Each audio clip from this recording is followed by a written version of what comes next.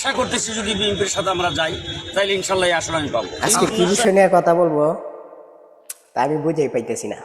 আমি ভাবতেছি যে আশা করতেছি যে বিএনপির সাথে যদি ঐক্য জুটে যায় তাহলে ময়মনসিংহের গরিপুর 3 আসনটা আমারই হবে, আমিই পাবো। এতদিন বলতাম যে নির্বাচন হারাম হারাম, আসলে ভাই নির্বাচন হারাম বলে কোনো লাভ নাই।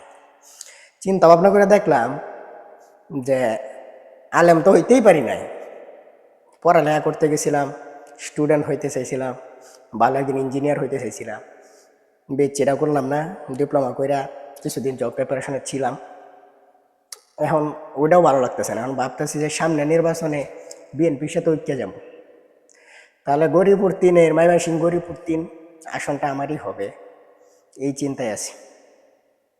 একটা মানুষ, একটা আলেম সমাজ কতটা বর্বর হইলে 2 দিন আগেও ফতোয়া দিছে নির্বাচন হারাম, শিবিরের সাথে ঐক্যে যাওয়া যাবে না। আমাদের পূর্ববর্তী পুরুষরা শিবির সম্পর্কে আমাদেরকে সতর্ক করছে বিভিন্ন বইয়ে, বিভিন্নভাবে, বিভিন্ন ভাষায়, যে শিবির যদি বাংলাদেশের ক্ষমতায় কোনো সময় অধিষ্ঠিত হয়, শিবির যদি বাংলাদেশের ক্ষমতায় আসে তাহলে কওমি মাদ্রাসা রাখবে না, কওমি অবন উচ্ছেদ করে দিবে, এই করবে সেই করবে সেই করবে। কতটুকু বিবেকহীন মানুষ হইলে এইসব কথাবার্তা বলে। আবার আজকে বলে যে রুমি ফারহানের সাথে ব্রাহ্মণবাড়িয়ার আসন, ব্রাহ্মণবাড়িয়া 2, যদিও আমারটা গরিপুর 3 আসন, 2 হইলে মিলে যেত, ব্রাহ্মণবাড়িয়া 2 আসন জুনায়েদ আল হাবিব সাহেব পাবে আশা করতেছে। এই একটা আসনের জন্য, একটা এমপিত্বের জন্য, একটা মন্ত্রিত্বের জন্য ধর্মটার বিক্রি করে দিলেন। নির্বাচন হারাম থেকে জায়েজ হইল, হালাল হইল, নির্বাচন হারাম থেকে হালাল হইল, আর এখন খেলাফত প্রতিষ্ঠা বাদ হয়ে গেল। আপনারা নিয়ে সমালোচনা করার মতো মেধা জ্ঞান আমাদের নাই, কিন্তু আপনারা বাংলার যে সাধারণ জনগোষ্ঠী বা আমার মতো যুব সমাজ বা আপনাদের প্রতি অন্ধ একটা বিশ্বাস ছিল, তাদেরকে নিয়ে একটা খেলা করতেছেন। ভারত উপমহাদেশে আমাদের মনে আছে, ভারত উপমহাদেশে, যদিও আমরা ওই সময়কার না, কিন্তু ইতিহাস তাই বলে, ভারত উপমহাদেশে আর আমরা ফতোয়া দিত কি ইংরেজি ভাষা শিক্ষা করা হারাম। আজকে বিশ্ব ডিল করার জন্য তালেবান সহ বর্তমান সময়ে তালেবান সহ কি ইংরেজি ব্যতীত অন্য কোনো ভাষায় বিশ্ব ডিল করতেছে, আমেরিকার সাথে কথা বলতেছে। সময় সময়ে আলেমরা এরকম এরকম ফতোয়া দেয় যেগুলো তারাও বোঝে না কি করতেছে। আজকে নির্বাচন হারাম, আমি দৃঢ়প্রতিজ্ঞভাবে বিশ্বাস করি নির্বাচন হারাম, আর এটা আসলে ইসলামিক কোনো পন্থা নাই। কিন্তু আমি পূর্ববর্তী ভিডিওতে বলছিলাম যে নির্বাচনটাকে আপনারা ইসলামিক দলগুলোকে ঐক্য করে, যারা নির্বাচনটা জায়েজ বলে চরমনাই, শিবির, তাদের সাথে ঐক্য করে আপনারা হেফাজতে ইসলাম, খেলাফত যুব মজলিস, এরকম আরও যারা নির্বাচনটা হারাম বলেন, তারা ক্ষমতায় যান। ক্ষমতায় যাওয়ার আড়ালে আপনারা দেশকে এরকমভাবে গুছিয়ে নেন, আপনাদের নিজেদেরকে এরকমভাবে গুছিয়ে নেন, এক একটা মাদ্রাসাকে এরকমভাবে গুছিয়ে নেন যেন ভবিষ্যতে খেলাফত কায়েম করা সহজ হয়। আপনাদের উচিত ছিল এইভাবে ইসলামিক দলগুলার সাথে ঐক্যে যাওয়া, একটা চুক্তিবদ্ধ হওয়া। কিন্তু আপনারা কি করলেন? আপনারা শিবিরের সাথে ঐক্যে যাবেন না, নির্বাচন হারাম বলছেন, পিয়ার পদ্ধতির এই সমস্যা ওই সমস্যা বলছেন, এখন বিএনপির সাথে ঐক্যে গেলে 2-1টা আসন পাবেন এই চিন্তা করতেছেন।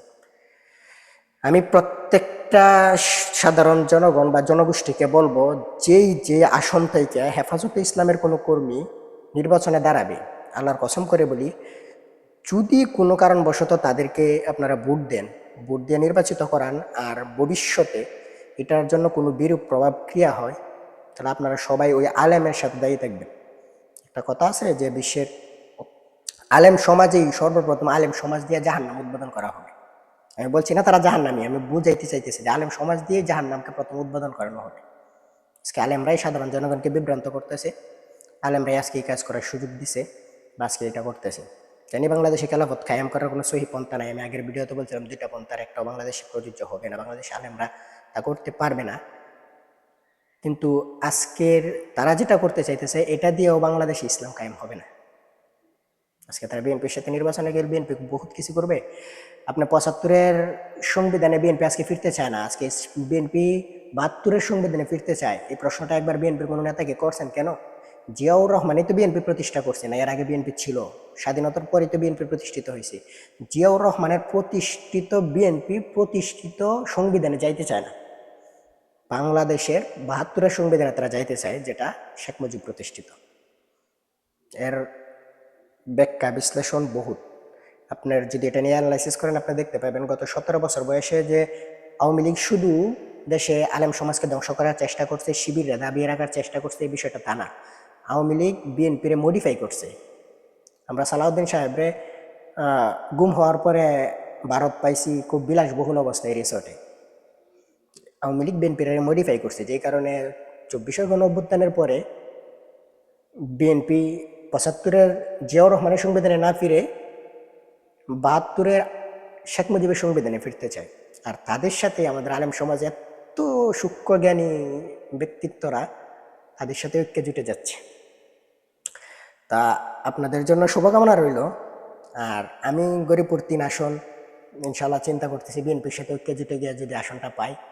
স্বতন্ত্র তাইতে আমার কোনো রাজনৈতিক দল নাই, আমি শিবিরও করি না ভাই, আমি ওই কি বলে হেফাজতে ইসলামও করি না, ইসলামী সনাতন ছাত্র আন্দোলনেও না, কি বলে আরেকটা কি যেন দল আছে, নেজামে ইসলাম। ওই দিন হেফাজতে ইসলামের বড় আমিরা বললো না যে নেজামে ইসলাম হইতেছে মদিনায় ইসলাম, আর এই শিবিরের হইতেছে কি বলে মদদি ইসলাম, পাকিস্তানি ইসলাম। আসলে নেজামে ইসলাম মদিনা ইসলাম, নেজামে ইসলাম যে নির্বাচন করে এটা আমরা আমাদের জব প্রিপারেশন বইয়েই পাই। নেজামে ইসলাম যে আজকে ধরে নির্বাচন করে না, ওই অনেক আগে থেকে নির্বাচন করে, ওটা আমরা আমাদের সাধারণ যারা একটু পড়াশোনা করে ওদের বই লেখা আছে। আর নেজামে ইসলাম নির্বাচনটা হালাল কিভাবে ওই থেকে করে, আপনারা যদি নির্বাচনটা হারামি বলতেন, ফতোয়াবাজি করেন, আপনারা ফতোয়া দিয়ে মানুষকে কিভাবে ধ্বংস করতেছেন একটা উদাহরণ দিই।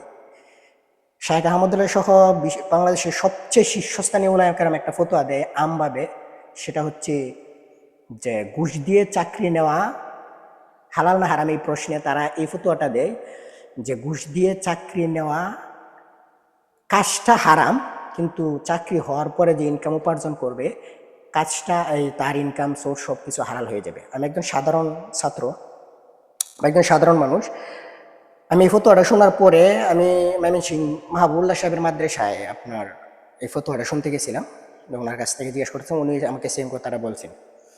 তো আমি অনেক অ্যানালাইসিস করে দেখলাম, আমি আমার কয়েকজন ফ্রেন্ড সার্কেলের উপরে এটা প্রয়োগ করতে চাইলাম, তাদেরকে জিজ্ঞাসা করলাম যে ঘুষ দেওয়া চাকরি নেওয়াটা হারাম, কাজটা হারাম, কিন্তু তোর ইনকাম হালাল হয়ে যাবে, তুই চাইলে ঘুষ দিয়ে চাকরি নিয়ে পরবর্তী জীবন তোর সুখী।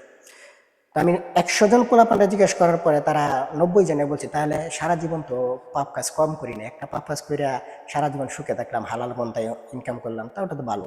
আমি ডিপ্লোমা পাস করার পরে আমার বাড়ির মাদ্রাসার মুফতামিম সাহেব, দালাল হুজুর সাহেব, উনিও বলতেছে যে তোমার এত কষ্ট করে লেখাপড়া করছো, তোমার একটা যোগ্য আসনে একজন অযোগ্য ব্যক্তি গিয়ে বসবে, প্রয়োজনে ঘুষ দিয়া হইলেও তুমি তোমার যোগ্যতা আসনে চলে যাও।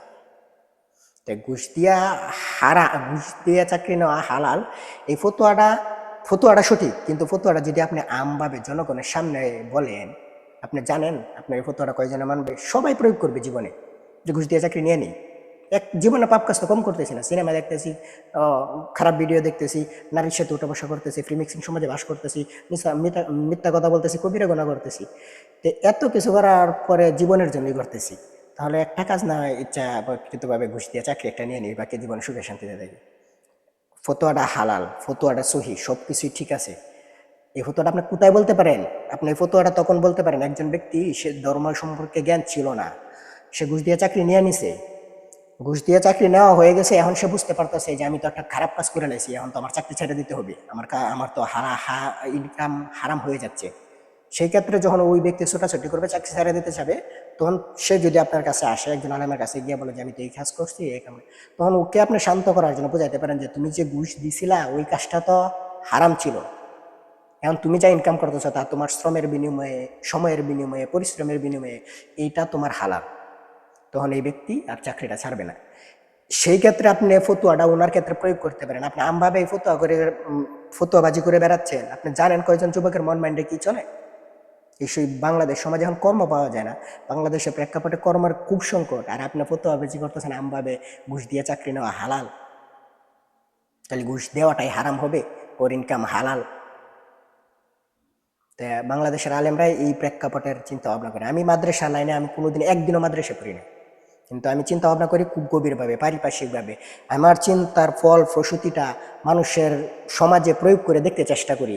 দুই একজনকে একটা কথা বলে, গ্রামের একটা প্রবাদ আছে যে ভাতের চাল একটা দুইটা টিপ দিলেই বোঝা যায় ভাত ফুটছে কিনা। আমি সমাজের এক দুইজন ব্যক্তিত্বের উপরে এক একটা বিষয় ট্রাই করে দেখছি যে আসলে এটা কি সম্ভব না সম্ভব না।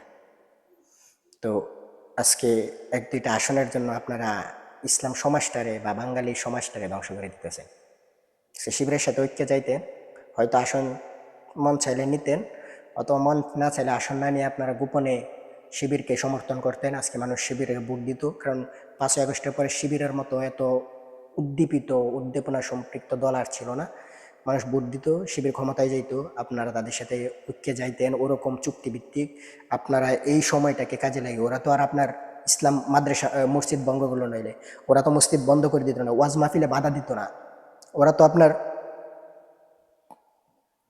ফুল স্পোর্টস দিয়ে আপনি একটা ওয়াজ মাহফিলে একটা কিছু বললে বা জিহাদি আয়াত বললে আপনাকে ধরে রিমান্ডে দিত না। এগুলো তো দুই সরকার আমরা দেখছি কে করছে কে না করছে। আপনাদের প্রতি শুভকামনা, আপনারা নির্বাচনে জিতেন, ইসলাম কায়েম করেন। 1981 সনে হযরত হাফিজ হুজুর রাহমাতুল্লাহি আলাইহি এখান থেকে ইলেকশন করেছিলেন প্রেসিডেন্ট পদপ্রার্থী। ওই সময় থেকে আমি এই এলাকায় কাজ করতেছি।